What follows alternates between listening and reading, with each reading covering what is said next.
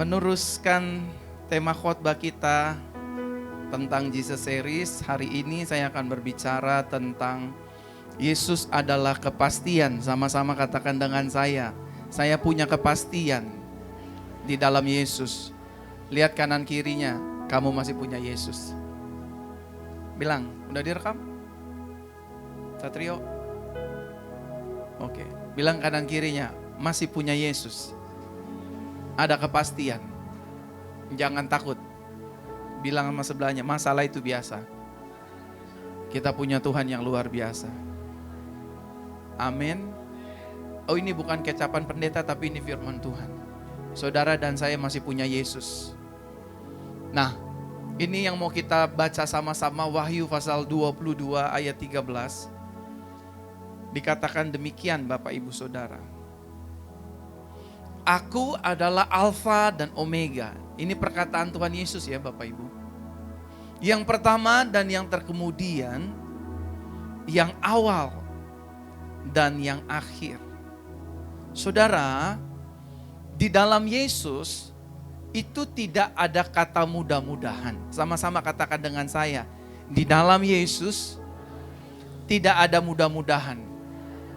Mudah-mudahan ditolong, mudah-mudahan dibela, mudah-mudahan disertai, mudah-mudahan diberkati, enggak ada. Di dalam Yesus selalu ada kata kepastian. Sama-sama katakan dengan saya, pasti. Belum semua, pasti. Amin. Saudara, jangan berkecil hati, kita punya Tuhan yang besar, kita punya Tuhan yang hebat, kita punya Tuhan yang dahsyat, namanya Yesus Kristus. Saudara dan saya tidak sendirian. Apapun keadaan kita, situasi kita, Yesus tidak pernah meninggalkan saudara dan saya. Sekali lagi sama-sama katakan dengan saya, di dalam Yesus saya punya kepastian. Hari esok saya pasti. Masa depan saya pasti. Bahkan setelah kita mati pun kita memiliki kepastian. Amin. Di luar Yesus selalu ditawarkan mudah-mudahan. Mudah-mudahan sehat, mudah-mudahan sembuh, mudah-mudahan pulih, semua mudah-mudahan. Tetapi di dalam Yesusmu dan Yesusku, kita dijamin dengan kepastian. Tepuk tangan yang meriah bagi Tuhan. Yang pertama, saudara dan saya itu pasti ditolong Tuhan. Sama-sama katakan dengan saya pasti ditolong Tuhan. Bilang sama sebelahnya, kamu gak usah takut lagi. Bilang sama barusan yang ngomong, kamu jangan kayak anak kecil. Kamu pasti ditolong. Kepastian dan pertolongan Tuhan itu sesuai dengan kehendak dan waktunya Tuhan. Bukan dengan maunya kita. Karena seringkali maunya kita bertentangan dengan waktu dan kehendaknya Tuhan. Tetapi ketika kehendak dan waktunya Tuhan itu terjadi, maka yang tidak mungkin jadi mungkin, yang tidak bisa jadi bisa, yang tidak ada jadi ada. Karena itu jaminan dari Yesus. Kita pasti ditolong saudara. Sebesar apapun masalah kita, selalu ada jalan keluar di dalam Yesus. Amin Bapak Ibu. Pasti ditolong. Cuman permasalahannya seringkali kita membesar-besarkan masalah. Permasalahannya dalam iman orang percaya, kita fokusnya hanya kepada problematika kehidupan. Kita nggak pegang janji Tuhan bahwa di dalam Yesus ada kepastian dan selalu ada pertolongan. Pekerjaan kita pasti ditolong, rumah tangga kita pasti ditolong, keuangan kita pasti ditolong, as long as kita mau menanti waktunya Tuhan. Pasti ditolong. Saudara, jangankan kita yang percaya kepada Yesus, yang KTP-nya Kristen gitu loh. Orang yang di luar Yesus pun, wanita pendarahan 12 tahun, itu ditolong loh. Walaupun Yesus gak secara terang-terangan menolong, kamu pendarahan ya, saya tolong kamu ya. Tapi Yesus merelakan dirinya untuk dijamah oleh siapapun agar melalui tubuhnya pertolongannya terjadi. Amin saudara. Pasti ditolong. Perempuan Sirofenesia yang anaknya kerasukan setan, itu ditolong Tuhan. Anak janda di kota Nain waktu dia mengalami kematian, itu ditolong Tuhan. Tidak ada hal yang paling mengerikan dalam kehidupan manusia selain daripada kematian. Tapi percayalah Bapak Ibu Saudara, Tuhan kita adalah Tuhan yang setia. Yesus saudara adalah Yesus yang setia. Dia tidak meninggalkan kita. Setiap dari kita, seluruh manusia makhluk di bumi ini pasti mengalami problem kehidupan. Dalam rumah tangga, dalam keluarga, dalam bisnis, dalam segala aspek kita pasti bertemu dengan tantangan kehidupan. Tapi bersyukurnya saudara dan saya punya jaminan, Yesus pasti akan menolong. Sama-sama katakan dengan saya, hidup saya pasti ditolong Tuhan. Dan yang kedua, kepastian yang Yesus berikan adalah Yesus pasti membela hidup kita. Sama-sama katakan, Yesus pasti bela saya. Bilang sama kanan kiri kamu pasti dibela Tuhan. Bilang sama lagi, jangan balas. Jangan norak. Jangan kampungan. Kalau diomongin orang, diam. Kalau dijahatin orang, diam. Betul? Siapa yang mau lihat dibela Tuhan? Siapa yang ingin ngalamin pembelaan Tuhan? Saya mewakili Tuhan ya. Kalau ada masalah, lagi dijelekin orang, diem. Jangan sok kayak artis. Konferensi pers, bikin status di sosmed. Kamu gak ditolong Tuhan, kamu akan dipermalukan setan.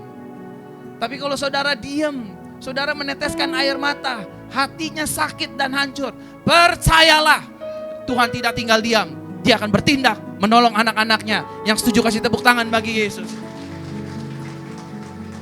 Pak, saya lagi ditekan Pak di pekerjaan saya Pak. Diam. Pak, keluarga saya diomongin banyak orang. Diam. Diam bukan berarti kita takut saudara. Diam bukan berarti kita gak mau punya kekuatan untuk melawan. Kita diam karena kita tahu yang bela kita jauh lebih hebat.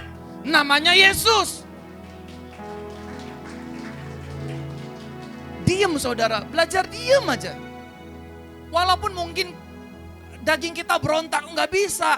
Dia mulutnya udah keterlaluan Pak. Dia udah ngata-ngatain orang tua saya Pak. Kalau saya sih nggak apa-apa deh. Kalau sampai menyentuh mama saya, kemanapun pasti saya udak.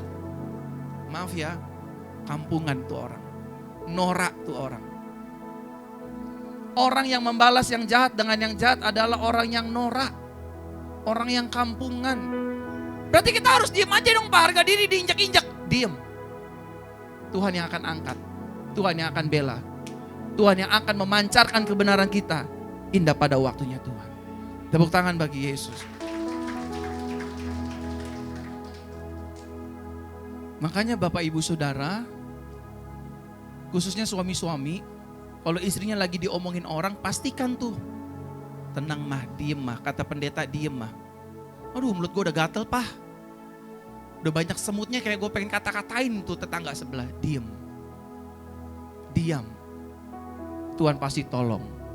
Tuhan pasti bela. Orang percaya hidupnya tidak akan dipermalukan. Amin. Kepastian yang selanjutnya, hidup kita pasti dipulihkan saudara. Sama-sama katakan dengan saya, hidup saya pasti dipulihkan. Makanya saudara jangan pernah berhenti berdoa dan berharap kepada Tuhan. Terus saudara, sampai waktunya Tuhan terjadi dalam hidup kita.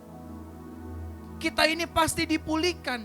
Orang yang dirasuki setan di Gadara dengan ribuan legion, Yesus datang saudara, hidupnya langsung dipulihkan. Tidak lagi kesetanan, tidak lagi kesurupan, tidak lagi memukul-mukul palanya dengan batu dan rantai. Apalagi saudara yang tetap rajin pergi ke gereja, beribadah, berdoa, baca firman Tuhan, pasti dipulihkan. Selama saudara menyerahkan hidup saudara penuh kepada Tuhan, ekonomi saudara, keuangan saudara, bisnis saudara, pekerjaan saudara, pelayanan ini pasti dipulihkan. Amin. Yang namanya jatuh bangun naik itu kehidupan saudara. Yang penting bersama siapa saudara berjalan. Kalau saudara berjalannya bersama dengan Yesus, kejatuhan kita pun bukan kejatuhan, karena kita ada di tangan Tuhan. Dan yang terakhir, hidup kita pasti diberkati. Sama-sama katakan dengan saya pasti diberkati. Yesus datang bawa kelimpahan buat kita, kelimpahan damai sejahtera, sukacita, kemenangan. Dan juga Dia pelihara hidup saudara dan saya. Makanya jadi orang percaya kita gak boleh fokus dengan kehidupan orang lain. Kok dia kaya ya Pak ya, kok dia gak ikut ke gereja, dia kok senang hidupnya ya, kok dia hidupnya mewah-mewah. Saudara, saya mau sampaikan jujur dari hati saya yang paling dalam. Orang yang hidupnya di luar Yesus, mengawali hidupnya itu enak. Korupsi, ngambil uang orang, ngambil laki orang, ngambil bini orang, itu enak saudara. Kayaknya gak ada apa-apa. Tapi percayalah, endingnya setan pasti akan menyuruh orang tersebut untuk memakan buah tanamannya. Dan kita, Bapak Ibu Saudara yang ikut Yesus, tiap minggu pergi ke gereja, tiap pagi berdoa, kayak dagangannya sepi, kayaknya gak ada kemajuan, tetap bertahan. Semua poin ini indah pada waktunya Tuhan akan diberi bagi hidupmu dan hidupku. Tetap bertahan, keempat poin ini menjadi jaminan bagi saudara dan saya. Kita ikut Tuhan, kita berjalan bersama dengan Tuhan, sepertinya kayaknya kok berat Tuhan. Dulu waktu saya belum ikut Tuhan, nyari duit 5 juta gampang banget. Dengan uang haram, dengan uang apapun kayaknya gampang banget.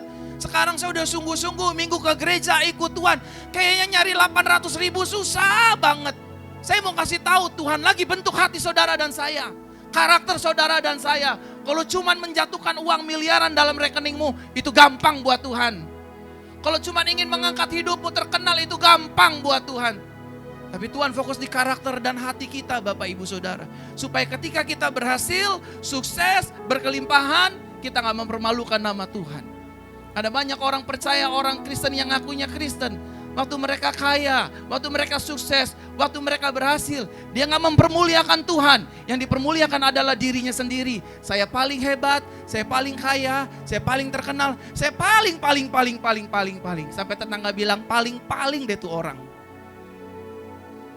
Bapak Ibu Saudara terkasih dalam Tuhan, jangan menyerah. Terus berjalan bersama dengan Tuhan. Tuhan kita gak mungkin berdusta.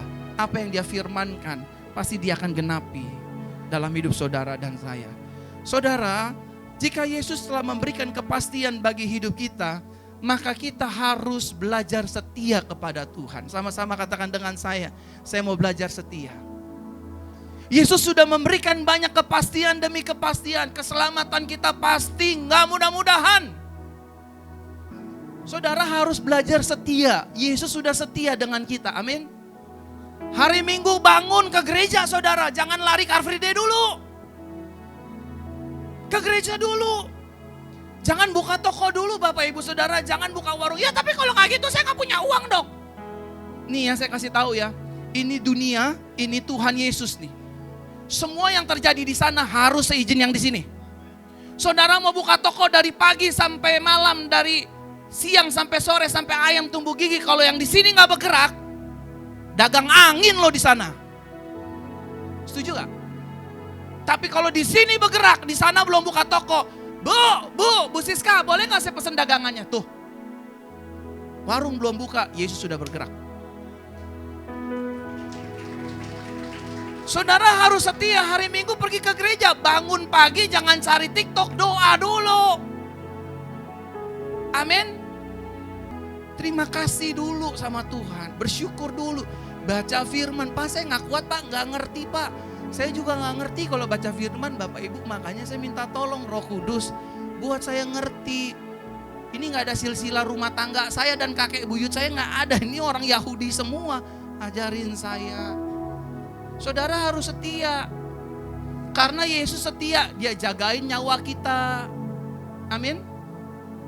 Dia jagain hidup kita, dia jagain suami kita, dia jagain istri kita. Semuanya Yesus jagain.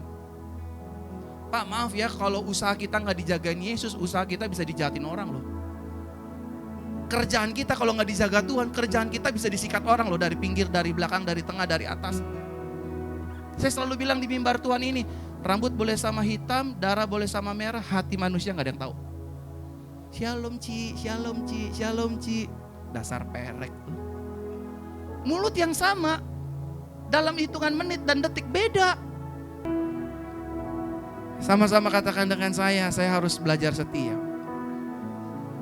Setia saudara. Disembuhkan Tuhan di gereja ini tetap setia datang. Jangan gak setia saudara. Kecenderungan jemaat Tuhan hari-hari ini tuh gak setia. Udah dapat berkatnya hilang, udah dapat kesembuhannya hilang. Padahal itu hal yang paling rugi. Saudara, saya mau tanya sama saudara, jawab jujur. Saudara mau uang orang tua saudara atau saudara mau orang tua saudara? Nah ini muka-muka kelihatan nih, tukang membunuh orang tua nih.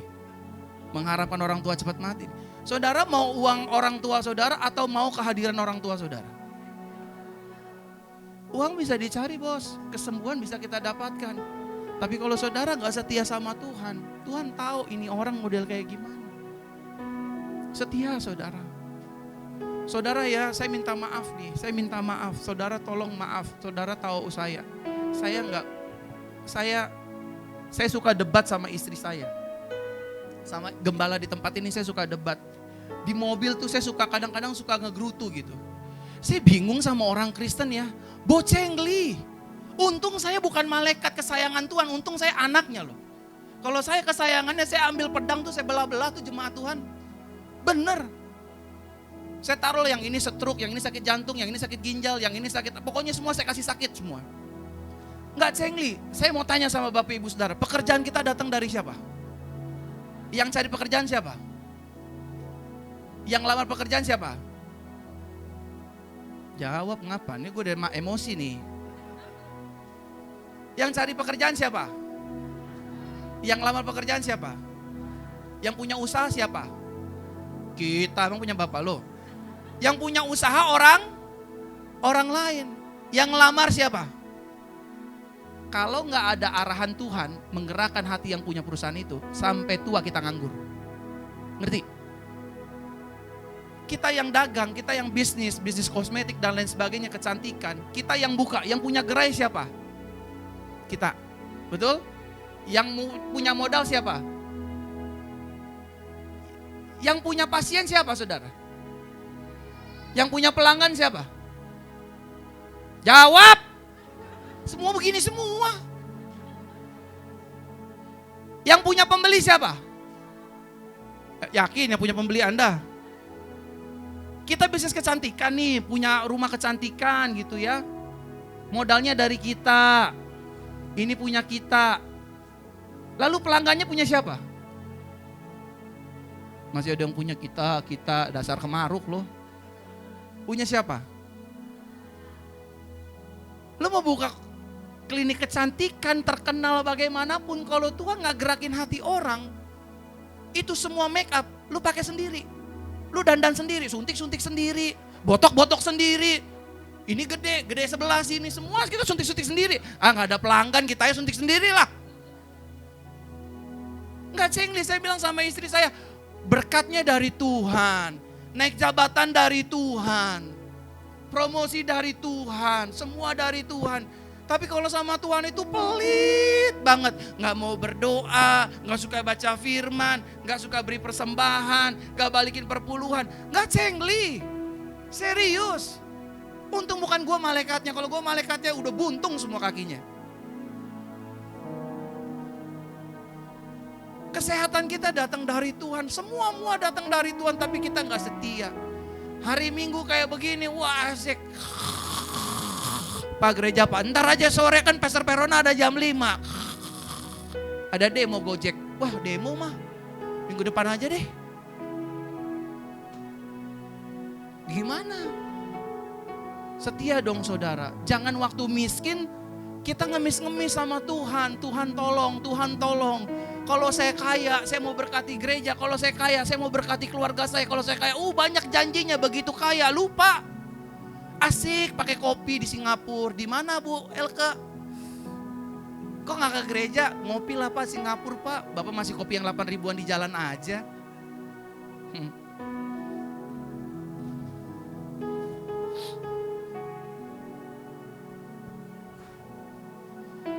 Tapi saya gak tahu ya, hati Tuhan tuh baik banget. Tuhan setia, seringkali jemaat gak setia. Yang kedua, jika Yesus telah memberikan kepastian bagi hidup kita, maka kita gak perlu takut dan khawatir lagi. Sama-sama katakan dengan saya gak perlu takut. Aduh ngomongnya udah takut. Saya gak perlu takut dan khawatir lagi. Colek yang kuat sebelahnya, jangan takut, jangan khawatir, ada Tuhan. Ngomongnya aja mukanya udah takut saudara. Saudara, saya ingin ajak saudara lihat gambar ini yang pertama. Coba silakan saudara lihat. Nah, gambar anak kecil tapi menegur orang dewasa. Coba, Ini tuh kita. Yang setuju bilang heem. Yang sisanya munafik semua. Yang setuju dengan hal ini bilang heem. Sisanya masih ada orang munafik di tempat ini. Kalau saudara setuju dengan ini bilang heem. Seringkali saudara dan saya kayak begini bukan? Aduh Pak, sakitnya luar biasa Pak. Aduh Pak, yang neken saya orang kuat Pak. Aduh masalah kita kecil Pak. Kita mah kayak upil Pak. Saya mau kasih tahu sama saudara gambar berikutnya. Klik Milan. Ternyata semua problem itu gak lebih besar dari Tuhanmu dan Tuhan. Itu lihat tuh saudara. Need my help son? Kita egois saudara, kita egosentris, kita bilang aduh masalah saya banyak, pergumulan saya berat, utang saya banyak, sakit saya berat dan lain sebagainya. Kita lupa Tuhan kita jauh lebih besar dari semua itu semua saudara. Itu Tuhan kita Yesus. Yesus tinggal ngeliatin kita aja saudara. Oh kamu matanya ke masalah melulu sih. Coba kalau mata kamu ke saya. Hati kamu gak penuh dengan ketakutan. Hati kamu gak penuh dengan kekhawatiran. Hati kamu gak akan penuh dengan keraguan-raguan. Karena matamu tertuju kepadaku. Orang yang matanya tertuju kepada Yesus. Sebesar apapun badai itu. Dia akan tetap kuat berdiri. Tepuk tangan bagi Yesus. Dan yang terakhir saudara. Jika Yesus telah memberikan kepastian bagi hidup kita. Maka jangan lagi saudara dan saya berpikir dan berkata-kata dengan perkataan negatif. Saya gak mungkin ditolong, saya gak mungkin sembuh, saya gak mungkin sehat, rumah tangga saya gak mungkin pulih. Saya ini janda dengan 3, 4, 5 orang anak, saya ditinggal istri dan lain sebagainya. Saya gak punya uang untuk bayar hutang dan lain sebagainya. Kalau kita bisa ngeluarin kata-kata negatif, kata-kata yang tidak membangun, kenapa kita gak belajar ngucapin kata-kata positif? Saudara ingat hidup mati seseorang dikuasai lidahnya. Siapa mengemakannya dia harus memakannya. Apa yang kita ikat di bumi terikat di sorga. Apa yang kita lepas di bumi terlepas di sorga. Bilang setiap hari, Verona hidupmu diberkati Tuhan. Kamu dipromosikan Tuhan. Kamu diangkat Tuhan. Bilang gitu Bapak Ibu Saudara. Bangun pagi lihat kaca Bu Ade rumah tanggamu diberkati Tuhan. Suamimu diangkat Tuhan, dipromosikan Tuhan. Kamu pasti sukses. Bilang Ibu Elizabeth bangun pagi setelah berdoa menghadap kaca tuh yang gede tuh. Hari ini butik Elizabeth laku keras, dibeli sama Tuhan. Pelanggannya datang gak berhenti-berhenti. Ngomong saudara, maka apa yang kamu ucapkan itu akan terjadi kelak.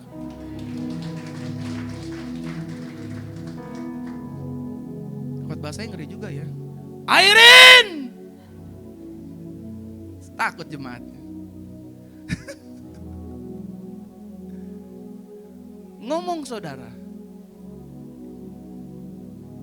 Kenapa orang banyak anxiety? Saya minta tambahan 5 menit.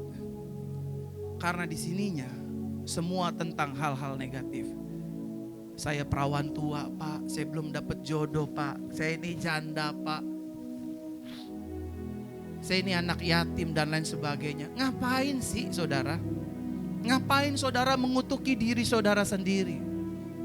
Saya setiap pagi saudara, saya bangun tanya istri saya, Verona diberkati Tuhan, makin muda, makin ganteng, kaya, diberkati, sukses, melayani petinggi-petinggi bangsa, melayani orang-orang hebat, melayani orang-orang homeless, terus diangkat naik. Setiap hari saya ngomong gitu Bapak Ibu.